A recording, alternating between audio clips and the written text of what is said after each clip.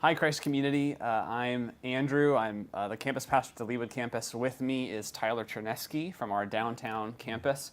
And you are getting this special video because you are in a community group at Christ Community. And we believe so strongly that being in community together is critical to growing in our relationship with Jesus, with one another, and with our city and world. So grateful that you are participating in this with us.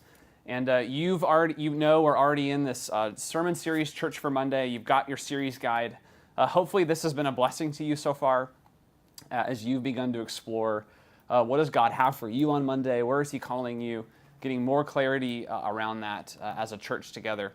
And in your community groups, hopefully you've begun even talking about how you're processing this different sermons, this workbook itself.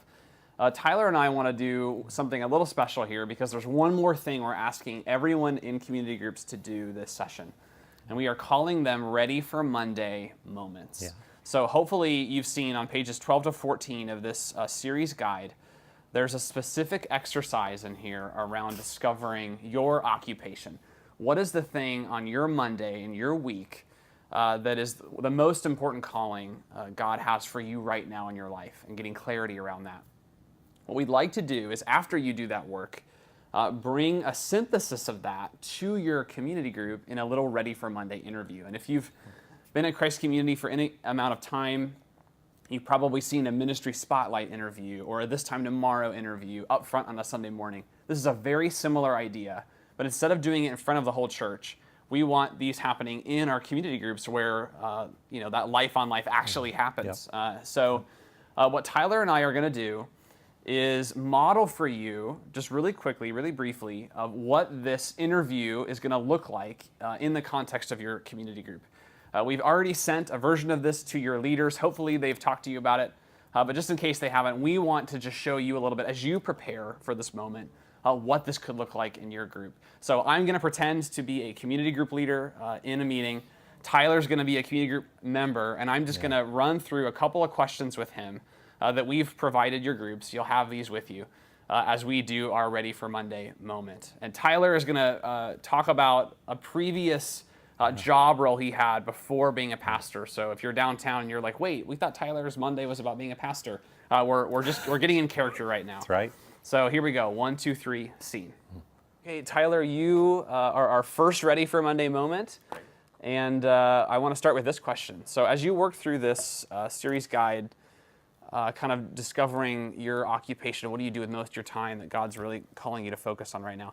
What is the most important calling you feel God has for you on Monday right now in your life?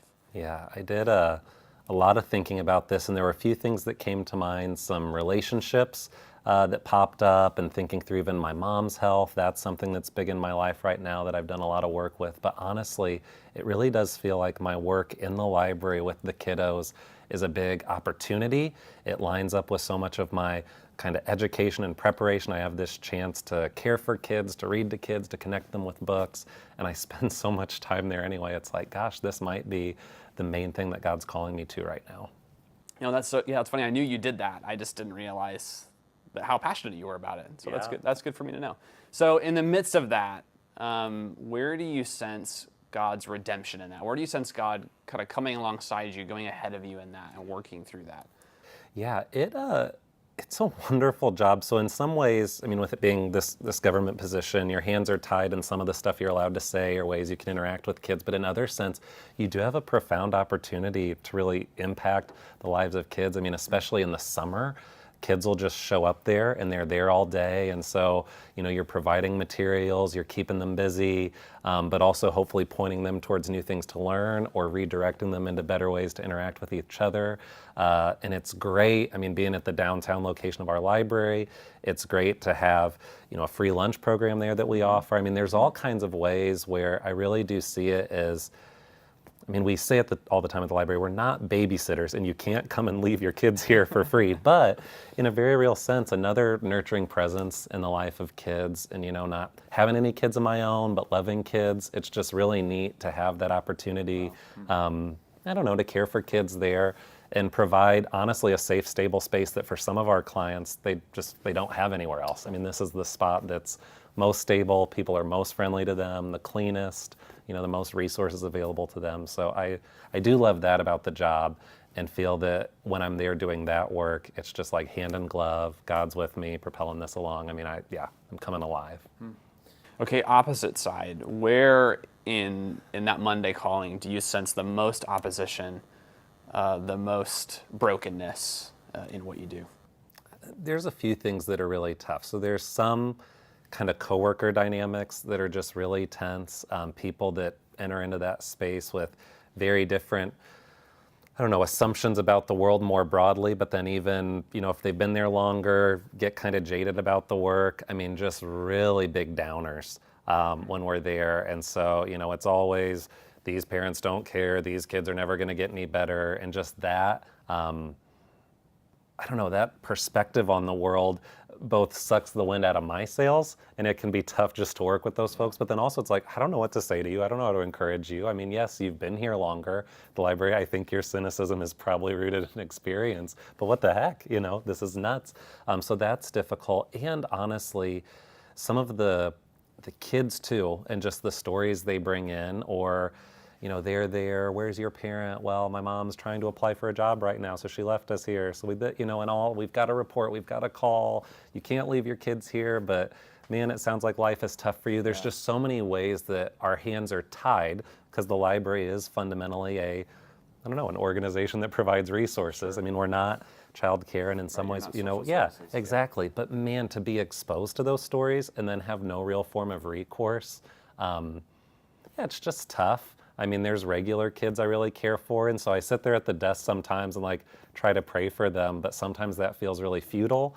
Yeah. There's just a lot of tough moments there where it's like, I wish I could do more. I want to do more. I don't know how to really help. I'm just a librarian here, but I have this brief moment in your life, and those are just the toughest ones where I'm not sure what to do. Last question, how, in the midst of all of that, how can your group, and we love you, Tyler, but how can we be praying for you in the midst of that? Yeah, I do think this one specific coworker who's just so tough for me, I would love wisdom and how to interact with her, and just more grace. I mean, I need that there with her. And then even more broadly, I mean, I don't know how to even coming home after Monday, honestly, or after a work day with all the different stuff that you carry or learn about kids. I don't know how to cope with that in my own apartment. So you come home, you've heard a sad story. Do I just turn on Netflix now? So I don't know, just even some prayer for better, coping or rooting or whatever the right words are, but just to handle healthily all the stuff you hear there at work. I'm not sure I'm knocking that out of the park right now, and it just is a lot to come back with, and it can, I want to have better health in working through all that I'm exposed to at work. Oh, thanks for sharing, Tyler. Yeah. And let's take some time and actually pray for Tyler right now. Yeah. And scene. So you got a glimpse into my world. Before being a pastor, I genuinely was a children's librarian. And, I did that interview, my Ready for Monday moment, talking about kind of what was full-time work for me a while in the past. But remember, Mondays are so different. For some of you, it might be caring for a parent. I could have done that whole interview, honestly, talking about my mom. For others, it's kids that you have at home. It's volunteer work that you do. It's folks that you pray for. Whatever your Monday is, can we please encourage you, take time to answer those questions on pages 12 for 14. Think about what you want to share in your group, and then come ready to share in one of those interview moments. Now, I know for some of you, this is a big ask because you don't often talk in your group. And for others, it's going to be really tough for you to keep this to 5 to 7 minutes, and you know who you are. So preparation will be the key for all of us, bringing our best to our group so that everyone has a chance to share about what it is that they do and where God's calling them, as well as receive prayer from the community group. I mean, we sincerely believe, and I hope as you saw this interview modeled, you start to get an imagination for how these moments can be so catalytic in the life of our church. We think this is going to be something every group is glad they did. It's going to make groups better able to care for one another and pray for one another. So we're inviting you to take the prep time, do the work, come ready to share, and we're praying that these moments will mean so much for your group and help you become a group that's really able to encourage one another wherever it is that God's called you.